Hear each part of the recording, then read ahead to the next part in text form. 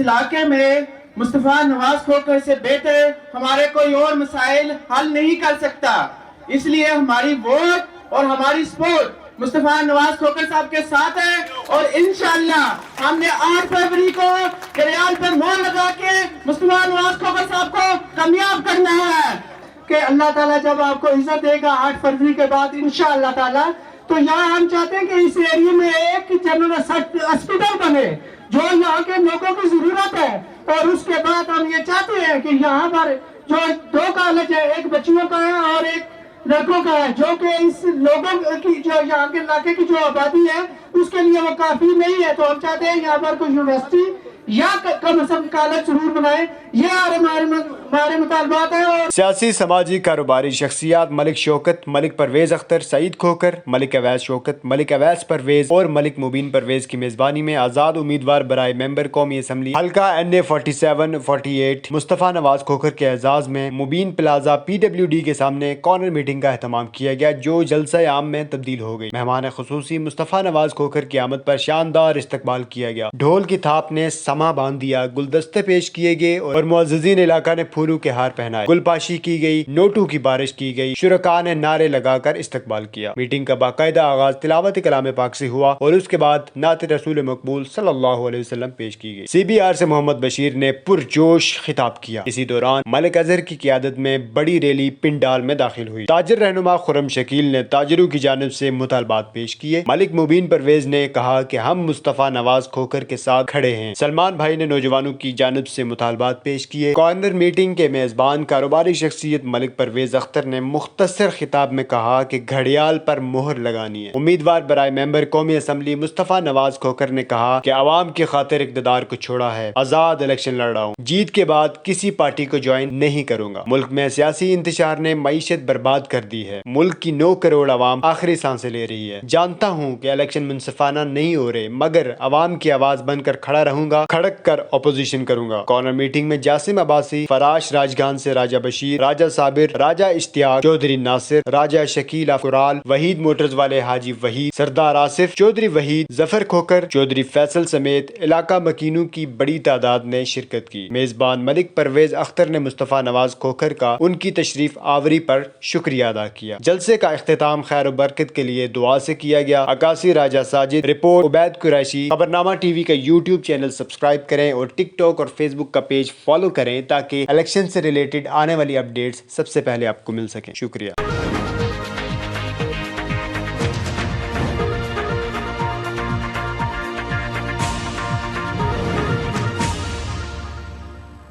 तो या तो ये गुफ्तगू छोड़ दो या रिजाइन कर दो। तो उस वक्त मेरे सामने जब ये 2 ऑप्शंस रखी गई तो शायद मेरी अपनी पार्टी का भी यही ख्याल था उस वक्त, क्योंकि इस मुल्क में लोगों को कुर्सी बहुत अजीज होती है, तो ये घबरा जाएगा, पीछे हट जाएगा, ये गुफ्तगू करना छोड़ देगा, जो ज्यादतियां हो रही हैं उन पर आवाज बुलंद करना छोड़ देगा।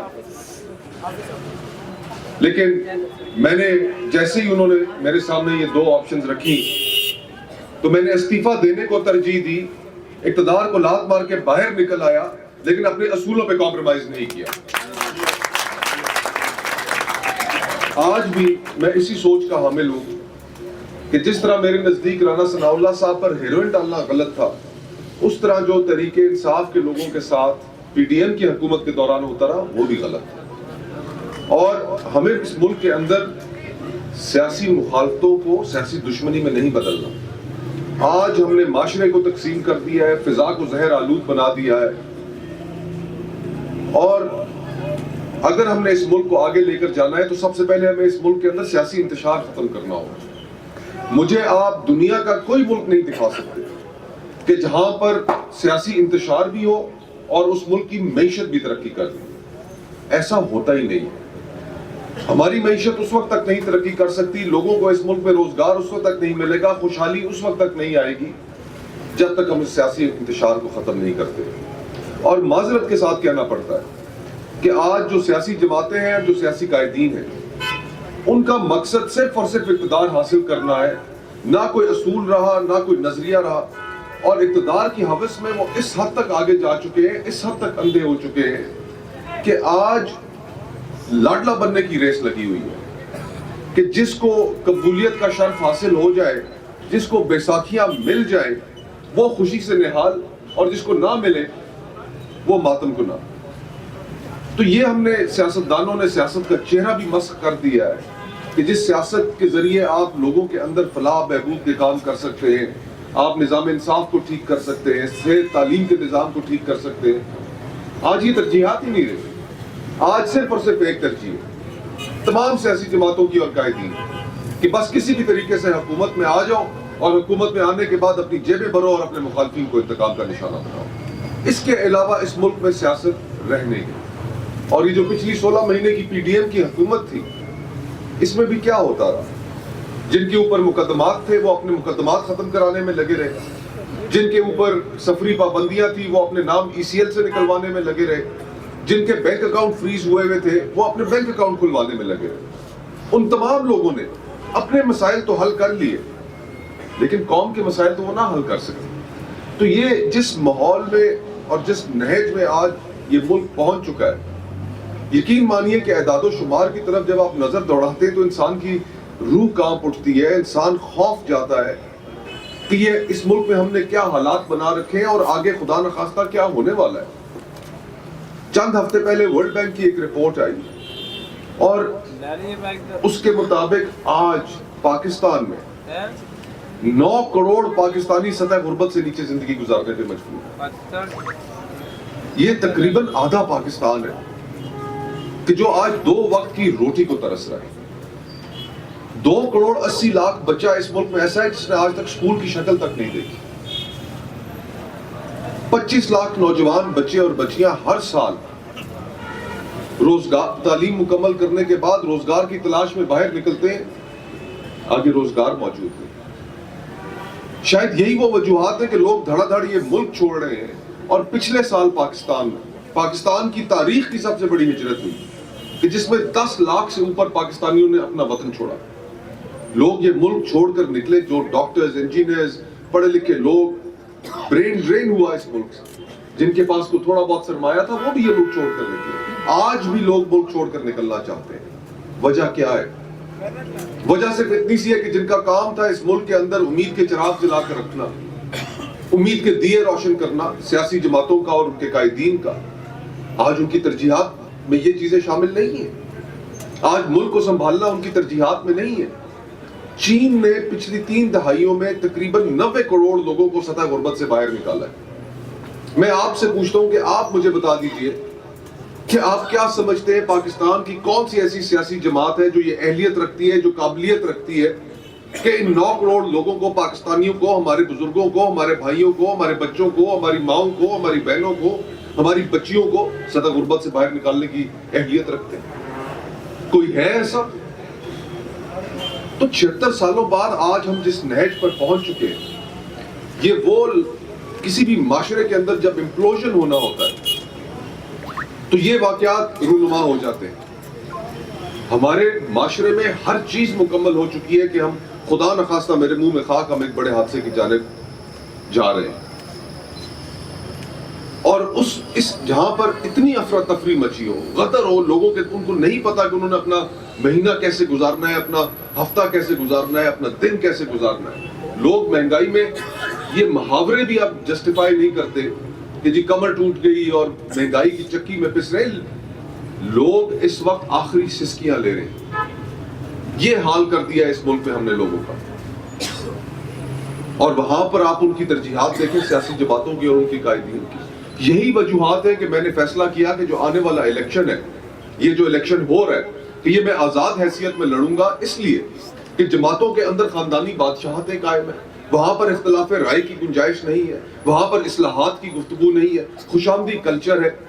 ان کی زنجیریں اور ان کا پہن کے سیاست نہیں کی جا سکتی, نہ ہی ان کا بوجھ اٹھا کے سیاست کی جا سکتی ہے.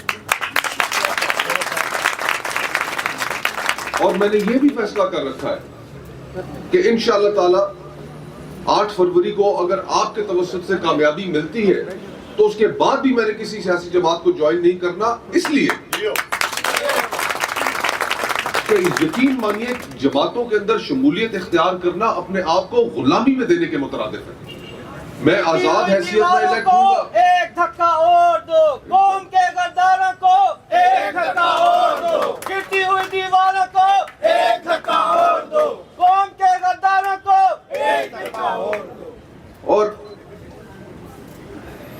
قومی اسمبلی میں انشاءاللہ اگر میں الیکٹ ہوتا ہوں وہاں پر اپنی آزاد حیثیت سے بیٹھوں گا. جو قوانین اس ملک اور قوم کی فلاح کے لیے ہوں گے، مجھے کسی کو کہنے کی بھی ضرورت نہیں پڑے گی. میں وکیل ہوں، پڑھ سکتا ہوں، لکھ سکتا ہوں، سمجھ سکتا ہوں. ان قوانین کی میں آگے بڑھ کر حمایت کروں گا. لیکن جو قوانین، جو قانون سازیاں، جو اقدامات اس ملک کے لوگوں کے اور عوام کے خلاف ہوں گے، کھڑک کے اپوزیشن بھی وہاں پر کروں گا. اگر میں کسی جماعت میں شمولیت اختیار کرتا ہوں پھر آزاد سوچ نہیں رہے گی، پھر ان کا بوجھ میرے کندھوں پر ہوگا، ان کی زنجیریں میرے پاؤں میں ہوں گی. تو یہ میری سوچ ہے. میں پاکستان میں یقین مانیے کہ جو ہم سیاسی مخالفت کو سیاسی دشمنی میں بدل چکے ہیں، آج کا جو ماحول ہے اس کے اندر یہ فری اینڈ فیئر الیکشن نہیں ہو رہا. حقیقت تو ہم سب کو پتا ہے. کس کو اس مجمع میں جو موجود ہے، کون شخص یہ کہہ سکتا ہے جی کہ بڑے فری اینڈ فیئر الیکشن ہو رہے ہیں پاکستان میں؟ نہیں ہو رہے. یہ سلیکشنز ہو رہی ہیں. لیکن اس ماحول میں بھی میں اپنی آواز لے کر میدان میں کھڑا ہوں کہ جہاں پر جماعتیں آؤٹ کر دی گئی ہیں سیاسی عمل سے، جہاں پر لوگوں کو سیاسی عمل سے آؤٹ کر دیا گیا ہے، وہاں پر اپنے دامن پہ میں نے کوئی داغ نہیں لگنے دیا.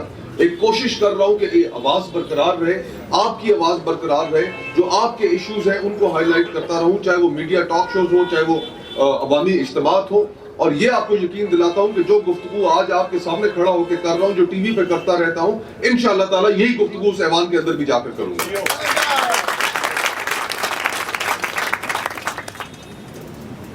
میں آپ تمام احباب جو یہاں پر موجود ہیں، آپ سب کا تہہ دل سے ممنون ہوں. رات کافی بھی ہو چکی ہے، موسم بھی سرد ہے، آگے بھی لوگ انتظار میں ہیں.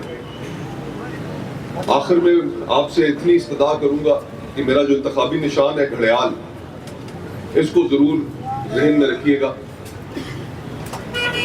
ویسے تو اس ماحول میں جو ملک میں اس وقت رچا ہوا ہے، خوش قسمتی ہے کہ نشان بھی مجھے ذرا ایک سنجیدہ اور سوبر مل گیا. 3-4 دن پہلے میں صبح اٹھا، اخبار کھولی، پہلی خبر یہ دیکھی کہ چودھری پرویز الہی صاحب، ان کے کاغذات نامزدگی جو ہے وہ بالآخر سپریم کورٹ سے منظور ہو گئے.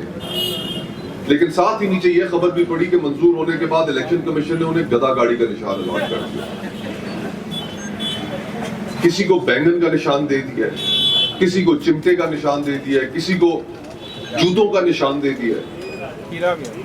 تو ان حالات میں یہ بھی خوش قسمتی ہے کہ نشان ذرا سنجیدہ اور ڈھنگ کا مل گیا. تعلق اور مناسبت بھی اس کی وقت کے ساتھ ہے.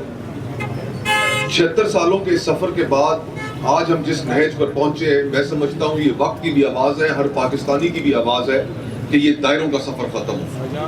2018 میں جو منظور نظر تھے آج زیر اعتاب ہے، جو اس وقت زیر اعتاب تھے آج منظور نظر. اب یہ اس فلم جس کے اندر صرف کردار بدلتے ہیں، اسکرپٹ وہی رہتا ہے، اب لوگ اس فلم کا ٹکٹ بھی نہیں خریدنا چاہتے. لوگوں کا شعور کا پیمانہ بھی اتنا اوپر جا چکا ہے کہ لوگ اب ان چیزوں کو نہیں مانتے.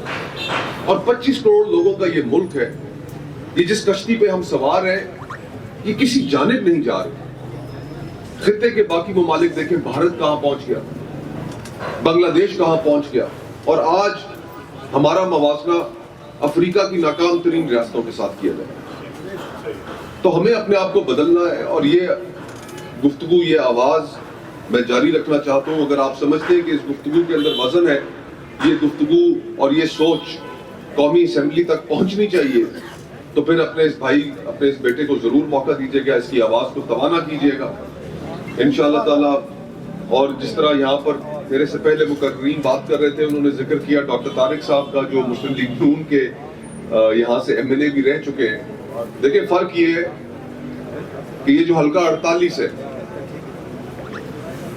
اس میں مسلم لیگ نون کی جانب سے پہلے ڈاکٹر طارق صاحب کو ٹکٹ اناؤنس کیا گیا ان کا، لیکن جس روز ٹکٹ اناؤنس ہوا 24 گھنٹے بھی نہیں گزرے، وہ اگلے دن یہ حلقہ چھوڑ کر نکل گئے، 47 میں چلے گئے.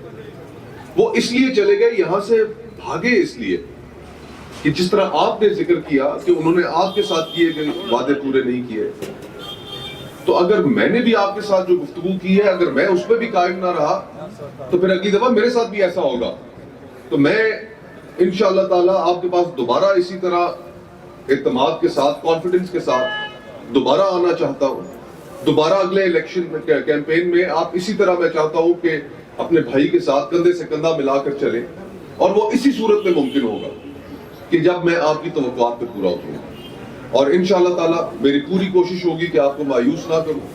جو آپ کے ہمارے اس شہر کے جو ایشوز ہیں ان کو ہائی لائٹ کرتا رہوں, آپ کی ترجمانی ان ایشوز کے حوالے سے بھی کروں, اور جو قومی ایشوز ہیں ان پر بھی آپ کی ترجمانی کا حق ادا کروں. آپ سب تمام احباب کا بہت بہت شکریہ. حضرات گرامی, میں خوش آمدید کہتا ہوں پنڈال میں بیٹھے ہوئے تمام حضرات کو, جناب افضل کھوکھر صاحب کو اور جناب انشاءاللہ حلقہ NA48 کے MNA جناب مصطفیٰ نواز کھوکھر کو دل کی آتھا گہرائیوں سے ویلکم کرتا ہوں. میرا جو تقریر کرنے کا انداز ذرا مختلف ہے, لیکن میں آج تقریر نہیں کروں گا, میں صرف 2-3 باتیں کرنا چاہتا ہوں. اور وہ باتیں ہیں جناب میرے بھائی جو خرم شکیل صاحب نے کہی ہے. ایک 1122 کا ان کا مطالبہ ہے. خرم شکیل صاحب, ایک تو جب میں صدر کی سیٹ پر تھا یہاں پر عیدی والوں کو ہم لے کر آئے ہیں, سوسائٹی کی جگہ ہم نے ان کو دی ہوئی ہے یہاں پر آلریڈی. اور جو آپ کا مطالبہ ہے نا, ہم اس سے 2 قدم میں آگے سوچتا ہوں. میں سب لوگوں کی موجودگی میں اور جناب مصطفیٰ نواز کھوکھر صاحب سے نہایت ادب کے ساتھ یہ گزارش کرنا چاہوں گا کہ اللہ تعالیٰ جب آپ کو عزت دے گا 8 فروری کے بعد انشاءاللہ تعالیٰ, تو یہاں ہم چاہتے ہیں کہ اس ایریے میں ایک جنرل ہاسپٹل بنے جو یہاں کے لوگوں کی ضرورت ہے. اور اس کے بعد ہم یہ چاہتے ہیں کہ یہاں پر جو 2 کالج ہے, ایک بچیوں کا ہے اور ایک لڑکوں کا ہے, جو کہ اس لوگوں کی جو یہاں کے علاقے کی جو آبادی ہے اس کے لیے وہ کافی نہیں ہے. تو ہم چاہتے ہیں یہاں پر کوئی یونیورسٹی یا کم از کم کالج ضرور بنائے. یہ ہمارے مطالبات ہیں. اور اس کے بعد یہاں جو آج کل ایک نئی بات جو سننے میں آ رہی ہے, جو میں نے پڑھی ہوئی ہے, کہ اسلام آباد کے جو انٹری پوائنٹ ہے, جو 3-4 جو انٹری پوائنٹ ہے, اس پر یہ جو اپنا ٹول جو دوبارہ لگانا چاہتے ہیں. تو میری گزارش یہ ہوگی کہ جناب مصطفیٰ نواز کھوکھر صاحب سے کہ جب آپ کو اللہ تعالیٰ عزت دے تو یہ علاقے کی جو اسلام آباد کے شہری ہیں, جو یہاں کے رہنے والے, ان کے ساتھ یہ زیادتی نہیں ہونی چاہیے کہ روزانہ کوئی باراکاؤ جا رہا ہے, کوئی رواج جا رہا ہے تو روزانہ وہ ٹیکس ادا کرتا رہے. اس طرح نہیں ہونا چاہیے. تو دوبارہ میں آپ سب لوگوں کا بہت شکریہ ادا کرنا چاہتا ہوں. آپ نے دل خوش کر دیا. آپ نے بہت دیر سے آپ انتظار بھی کر رہے تھے, آپ نے ٹائم دیا ہے. صرف ایک بات کہنا چاہتا ہوں کہ اقبال نے کہا تھا کہ ستاروں سے آگے جہاں اور بھی ہے, ابھی عشق کے امتحان اور بھی ہے.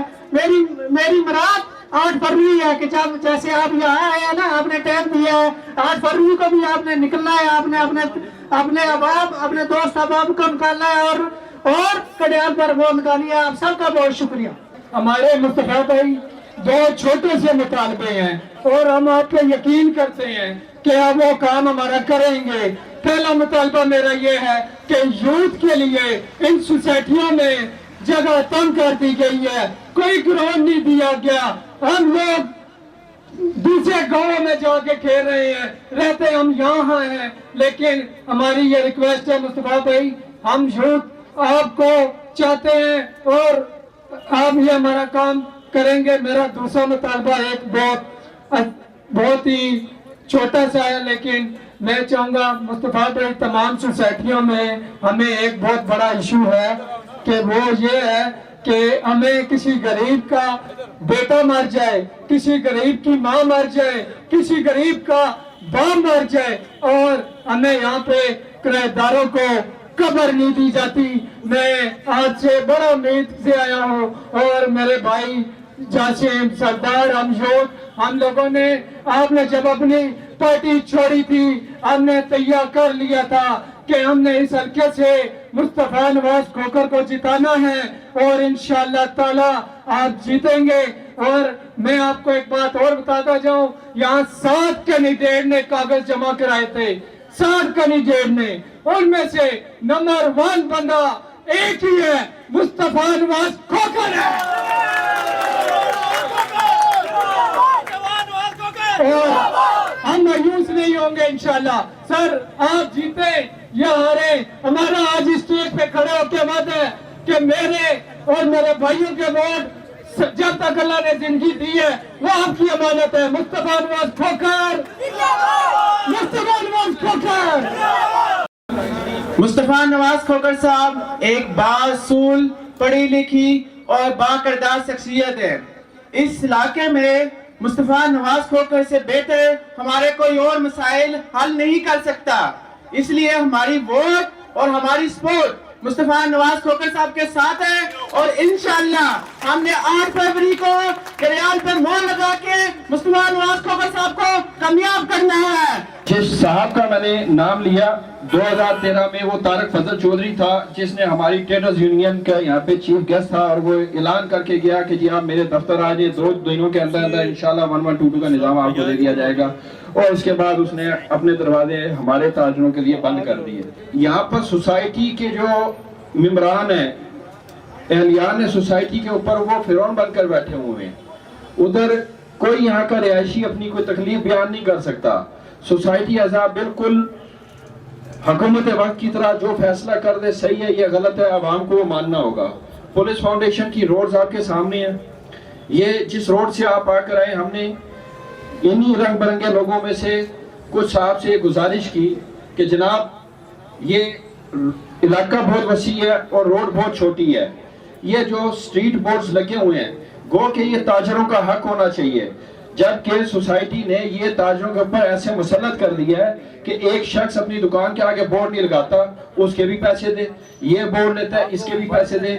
ये ना तो यहाँ पे अवामुन नाज के काम आने हैं ना ताजरों के आ रहे हैं। ये अगर आ रहे हैं तो सोसाइटीज के जो जिससे वो अपने डिफरेंट फंड्स पूरे करती हैं, अपने अखराजात पूरे करती हैं। क्या अगर मेरा एक मशवरा है, मैं आप दोस्त बाप से पूछता हूँ कि ये अगर 10 फुट का बेल्ट है, इसको खत्म करके 6 इंच का एक ऐसा डिवाइडर लगा दिया जाए जैसे मोटरवे पर होता है, 2 गाड़ियों की आमदोरफ्त की जगह नहीं बन सकती। तो ये सहूलत, ये जो इंक्रोचमेंट है, हमारी आवाज दूर तक नहीं जाती। खुदारा आप हमारे हाल अहवाल से वाकिफ रहिए।